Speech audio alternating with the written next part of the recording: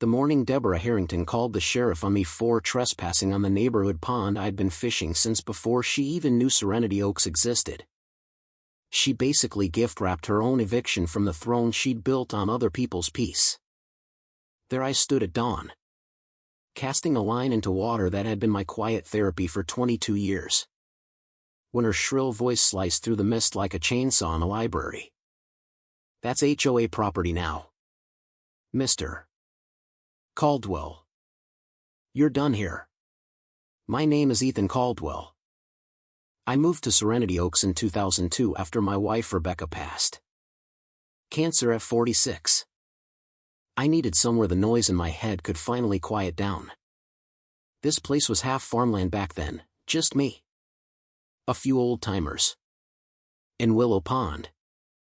A 5-acre spring-fed gem right behind my lot.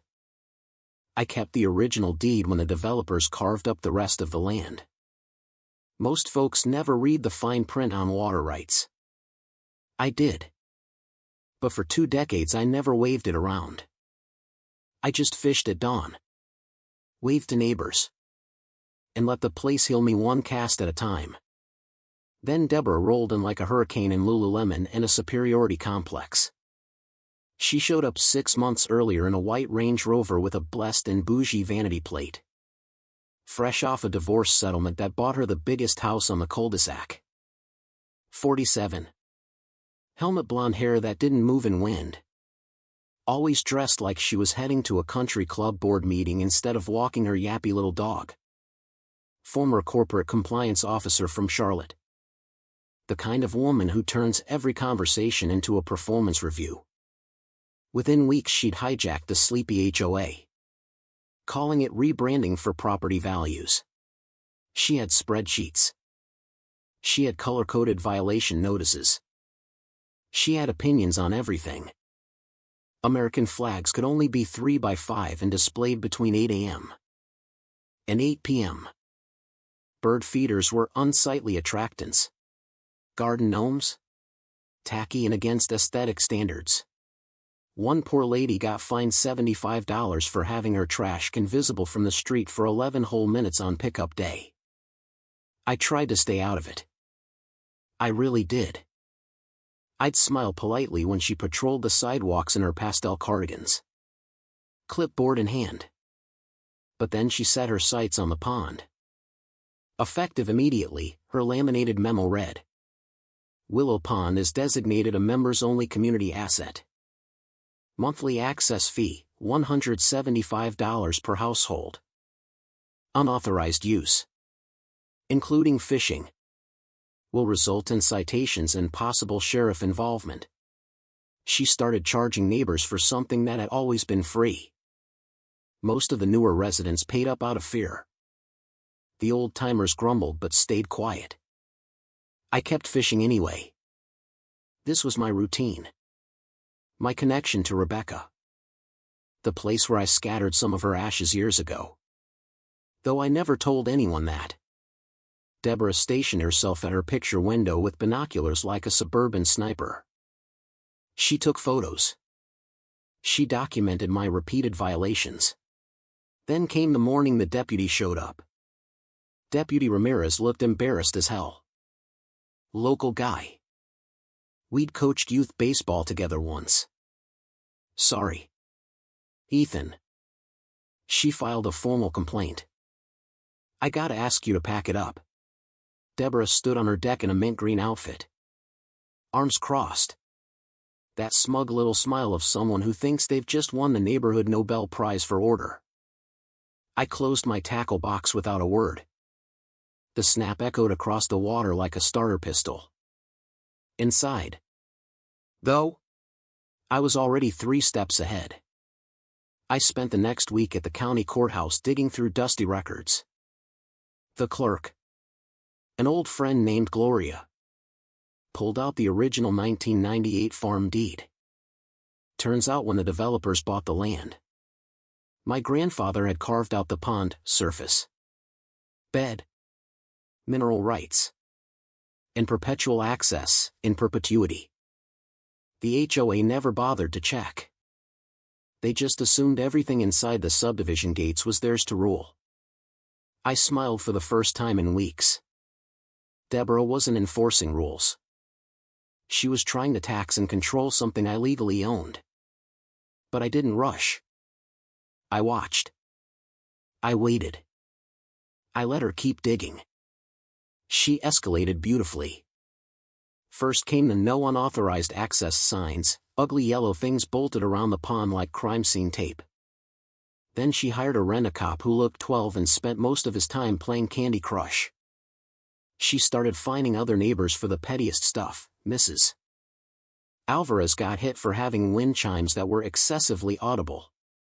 Old Mr. Thompson received a notice because his American flag was 2 inches too big. Deborah even tried to ban kids from feeding the ducks because it encourages dependency and messes up the ecosystem. The hypocrisy was chef's kiss. She'd stand at HOA meetings in her power blazer, voice dripping honey, saying things like, "This isn't about control, friends. This is about protecting our investments and maintaining the serene lifestyle we all paid for." Meanwhile, she was running a protection racket on a pond she didn't own. I stayed silent. I smiled and nodded at meetings. I let her think she was winning. But every night I added another page to my folder, photos of her unauthorized fence posts creeping onto my property line, copies of her access fee collection ledger, recordings of her telling neighbors I was antisocial and potentially unstable because I preferred fishing over her mandatory community mixers. The rumors stung at first. Someone even asked if I was hiding something out by the pond. But I'd survived worse than suburban gossip. I just kept watching her unravel.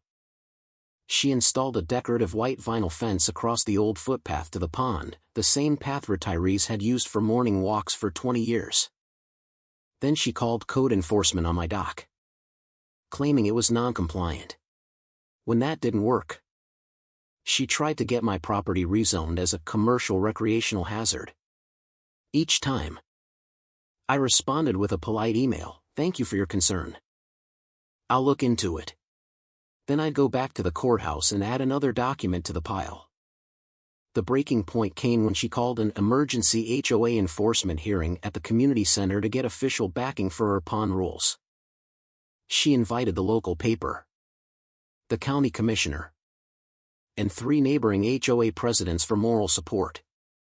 She even catered it with those sad little finger sandwiches. I showed up in my usual flannel and jeans, carrying one thin manila folder. Deborah was in full queen mode at the front table. PowerPoint ready. Voice syrupy sweet. "We simply cannot allow unregulated access to our community asset. Property values are at stake. Safety is at stake. Some individuals continue to flout the rules. And we must take a stand." She clicked to a slide with my photo, me fishing at dawn, labeled repeat offender. The room murmured. A few newer residents nodded along. The old-timers shifted uncomfortably. Then it was my turn. I walked up slowly, set the folder down, and spoke quietly at first. "I appreciate everyone's time tonight. And I agree, clear rules and respect for the community matter. That's why I've always tried to be a good neighbor." Deborah's smirk widened. She thought I was about to apologize. I opened the folder. "However, there seems to be a misunderstanding about ownership." I slid the first document across the table, the 1998 deed with the county seal. "This pond, every drop of water, every square foot of the bed, has been in my family's ownership since before Serenity Oaks was even platted. The HOA has been collecting fees and posting signs on private property." The room went dead silent except for the sound of Deborah's pen hitting the floor. I kept going, voice still calm. "I've paid the property taxes on Willow Pond every single year. I have the receipts. I also have evidence of unauthorized structures placed on my land. Harassment, defamation, and the collection of approximately $11,400 in illegal access fees over the past 6 months. Deborah shot to her feet, face cycling from confident to confused to full-blown panic in record time. This is ridiculous. We researched this. The pond is common area. I smiled for the first time all evening. You researched what you wanted to see. You never checked the original deed. That's not enforcement. Deborah. That's just theft with extra paperwork. The commissioner asked to see the documents. Gloria from the courthouse stood up and quietly confirmed everything. Even Deputy Ramirez, who'd been called as a witness, looked like he wanted to disappear into his uniform. Deborah's face went the color of a bad sunburn. Her perfectly styled hair finally looked a little less helmet-like as sweat beaded at her temples. You can't just. This affects everyone's investment. I leaned in slightly. Your investment? Or the one you tried to steal from me while preaching about community? The meeting dissolved into beautiful chaos. Neighbors who'd paid her fees started asking for refunds. The old-timers who'd been fined for gnomes and flags suddenly found their voices. One lady even clapped. Deborah grabbed her purse and stormed out, heels clicking furiously across the tile like a countdown to her own downfall. The photographer she'd hired for her victory photos quietly packed up. Within 2 weeks the county ordered every HOA sign and fence removed from around the pond. Deborah's little empire crumbled. 3 families quit the HOA immediately. The board voted to dissolve the enhanced enforcement policies. She listed her house for sale at a loss 2 weeks later. The last time I saw her, she was directing movers while trying to avoid eye contact with anyone. Her Range Rover had a fresh dent, probably from stress parking. As she drove away for the last time, I was back at the pond at dawn, casting my line into water that finally felt peaceful again. Neighbors started joining me some mornings. No fees. No clipboard. Just coffee. Quiet conversation. And the occasional laugh about the time the HOA president tried to own a pond she didn't. Mrs. Alvarez brought back her wind chimes. Mr. Thompson flew his full-size flag every single day. Just because he could. The gnomes multiplied like they were celebrating. I put up one simple wooden sign at the pond's main path: Willow Pond, private property. All neighbors welcome. Fish responsibly. Enjoy the quiet. Sometimes justice isn't loud. Sometimes it's just a patient man who knows exactly what he owns and waits for the bully to overplay her hand. Now here's the question I want you to answer honestly in the comments: was Deborah wrong for wanting order and nice property values? Or was I wrong for staying quiet and letting her embarrass herself in front of the whole neighborhood? Who was really the villain here, the control freak with the clipboard? Or the guy who owned the battlefield the whole time and chose when to reveal it? Drop your take below. I read every single one. And if you've got your own HOA horror story, tell it. Because these neighborhood dictators only win when good people stay silent.